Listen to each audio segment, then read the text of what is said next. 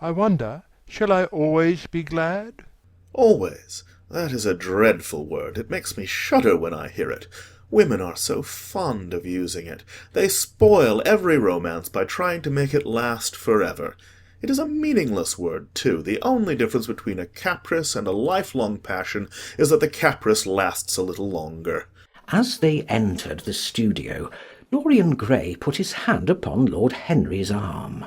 In that case, let our friendship be a caprice, he murmured, flushing at his own boldness, then stepped up on the platform and resumed his pose. Lord Henry flung himself into a large wicker armchair and watched him. The sweep and dash of the brush on the canvas made the only sound that broke the stillness, except when now and then Hallward stepped back to look at his work from a distance. In the slanting beams that streamed through the open doorway, the dust danced and was golden. The heavy scent of the roses seemed to brood over everything. After about a quarter of an hour, Hallward stopped painting, looked for a long time at Dorian Gray, and then for a long time at the picture, biting the end of one of his huge brushes and frowning. "It is quite finished," he cried at last, and stooping down, he wrote his name in long vermilion letters on the left-hand corner of the canvas. Lord Henry came over and examined the picture. It was certainly a wonderful work of art, and a wonderful likeness as well. "My dear fellow, I congratulate you most warmly," he said. "It is the finest portrait of modern times. Mr. Gray, come over and look at yourself." The lad started as if awakened from some dream. Is it really finished? he murmured, stepping down from the platform. "Quite finished," said the painter. "And you have sat splendidly today. I am awfully obliged to you." "That is entirely due to me," broke in Lord Henry. "Isn't it, Mr. Gray?" Dorian made no answer, but passed listlessly in front of his picture, and turned towards it. When he saw it, he drew back, and his cheeks flushed for a moment with pleasure. A look of joy came into his eyes, as if he had recognized himself for the first time. He stood there motionless and in wonder, dimly conscious that Hallward was speaking to him, but not catching the meaning of his words. The sense of his own beauty came on him like a revelation. He had never felt it before. Basil Hallward's compliments had seemed to him to be merely the charming exaggeration of friendship. He had listened to them, laughed at them, forgotten them. They had not influenced his nature. Then had come Lord Henry Wotton, with his strange panegyric on youth, his terrible warning of its brevity.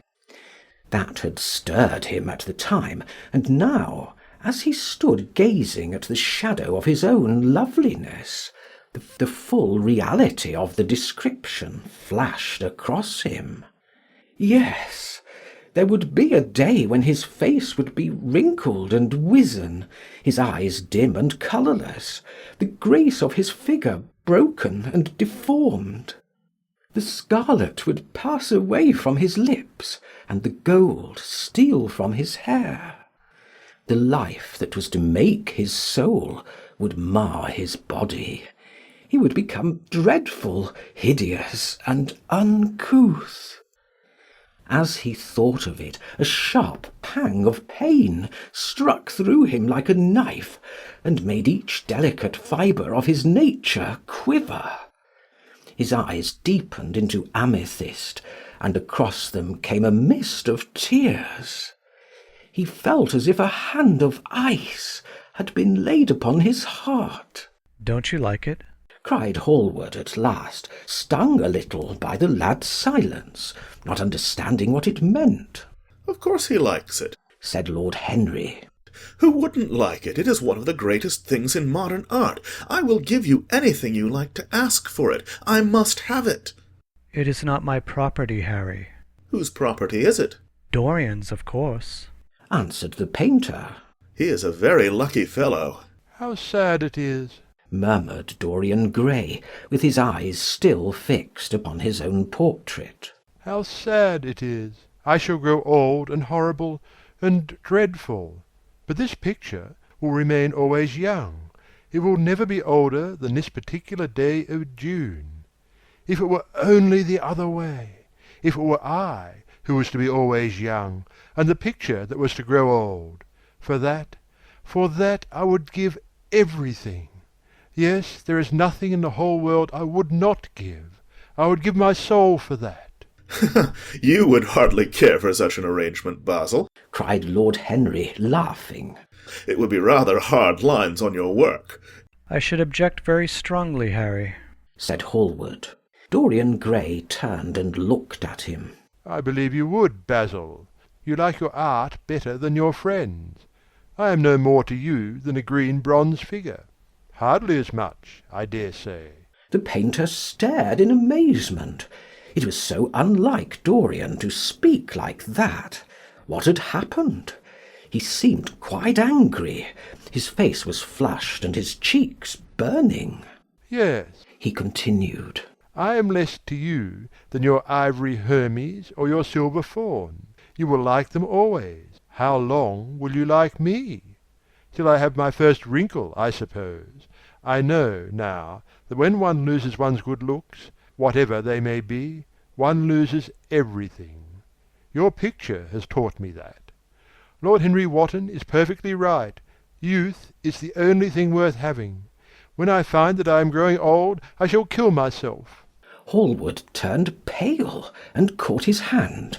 Dorian, Dorian, he cried. Don't talk like that. I have never had such a friend as you, and I shall never have such another. You are not jealous of material things, are you? You who are finer than any of them? I am jealous of everything whose beauty does not die. I am jealous of the portrait you have painted of me. Why should it keep what I must lose? Every day that passes takes something from me and gives something to it. Oh, if it were only the other way! If the picture could change, and I could be always what I am now! Why did you paint it? It will mock me some day, mock me horribly. The hot tears welled into his eyes. He tore his hand away, and flinging himself on the divan, he buried his face in the cushions, as though he was praying. This is your doing, Harry, said the painter bitterly. Lord Henry shrugged his shoulders. It is the real Dorian Gray, that is all. It is not.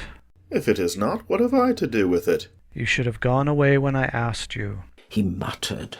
I stayed when you asked me, was Lord Henry's answer. Harry, I can't quarrel with my two best friends at once, but between you both, you have made me hate the finest piece of work I have ever done, and I will destroy it. What is it but canvas and colour? I will not let it come across our 3 lives and mar them.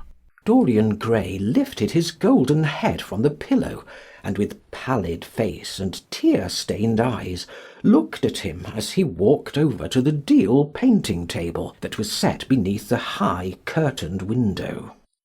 What was he doing there? His fingers were straying about among the litter of tin tubes and dry brushes, seeking for something. Yes, it was for the long palette knife with its thin blade of lithe steel. He had found it at last. He was going to rip up the canvas. With a stifled sob, the lad leaped from the couch, and rushing over to Hallward, tore the knife out of his hand, and flung it to the end of the studio. Don't, Basil, don't, he cried. It would be murder. I am glad you appreciate my work at last, Dorian, said the painter coldly, when he had recovered from his surprise. I never thought you would. Appreciate it? I am in love with it, Basil. It is part of myself. I feel that. Well, as soon as you are dry, you shall be varnished and framed and sent home. Then you can do what you like with yourself. And he walked across the room and rang the bell for tea. You will have tea, of course, Dorian, and so will you, Harry, or do you object to such simple pleasures? I adore simple pleasures, said Lord Henry. They are the last refuge of the complex, but I don't like scenes except on the stage. What absurd fellows you are, both of you! I wonder who it was defined man as a rational animal. It was the most premature definition ever given. Man is many things, but he is not rational. I am glad he is not, after all, though I wish you chaps would not squabble over the picture. You had much better let me have it, Basil. This silly boy doesn't really want it, and I really do. If you let anyone have it but me, Basil, I shall never forgive you, cried Dorian Gray. and I don't allow people to call me a silly boy. You know the picture is yours, Dorian. I gave it to you before it existed. And you know you have been a little silly, Mr. Gray, and that you don't really object to being reminded that you are extremely young. I should have objected very strongly this morning, Lord Henry. Ah, this morning. You have lived since then. There came a knock at the door, and the butler entered with a laden tea-tray, and set it down upon a small Japanese table. There was a rattle of cups and saucers, and the hissing of a fluted Georgian urn. 2 globe-shaped china dishes were brought in by a page. Dorian Gray went over and poured out the tea. The 2 men sauntered languidly to the table, and examined what was under the covers. Let us go to the theatre tonight, said Lord Henry. There is sure to be something on somewhere. I have promised to dine at White's, but it is only with an old friend, so I can send him a wire to say that I am ill, or that I am prevented from coming in consequence of a subsequent engagement. I think that would be a rather nice excuse. It would have all the surprise of candour. It is such a bore putting on one's dress clothes, muttered Hallward. And when one has them on, they are so horrid. Yes, answered Lord Henry dreamily. The costume of the 19th century is detestable. It is so sombre, so depressing. Sin is the only real colour element left in modern life. You really must not say things like that before Dorian, Harry. Before which Dorian? The one who is pouring out tea for us, or the one in the picture? Before either. I should like to come to the theatre with you, Lord Henry, said the lad. Then you shall come. And you will come too, Basil, won't you? I can't really. I would sooner not. I have a lot of work to do. Well then, you and I will go alone, Mr. Gray. I should like that awfully. The painter bit his lip and walked over, cup in hand, to the picture. I shall stay with the real Dorian, he said sadly. Is this the real Dorian? Cried the original of the portrait, strolling across to him. Am I really like that? Yes, you are just like that. How wonderful, Basil. At least you are like it in appearance, but it will never alter, sighed Hallward. That is something. What a fuss people make about fidelity, exclaimed Lord Henry.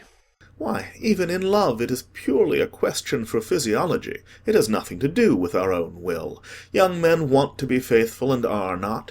Old men want to be faithless and cannot. That is all one can say. Don't go to the theatre tonight, Dorian, said Hallward. Stop and dine with me. I can't, Basil. Why? Because I have promised Lord Henry Wotton to go with him. He won't like you any better for keeping your promises. He always breaks his own. I beg you not to go. Dorian Gray laughed and shook his head. I entreat you. The lad hesitated and looked over at Lord Henry, who was watching them from the tea-table with an amused smile. I must go, Basil, he answered. Very well, said Hallward, and he went over and laid down his cup on the tray. It is rather late, and as you have to dress, you had better lose no time. Goodbye, Harry. Goodbye, Dorian. Come and see me soon. Come tomorrow. Certainly. You won't forget? No, of course not, cried Dorian. And Harry. Yes, Basil? Remember what I asked you when we were in the garden this morning. I have forgotten it. I trust you. I wish I could trust myself, said Lord Henry, laughing. Come, Mr. Gray, my hansom is outside, and I can drop you at your own place. Goodbye, Basil. It has been a most interesting afternoon. As the door closed behind them, the painter flung himself down on a sofa, and a look of pain came into his face. End of chapter 2.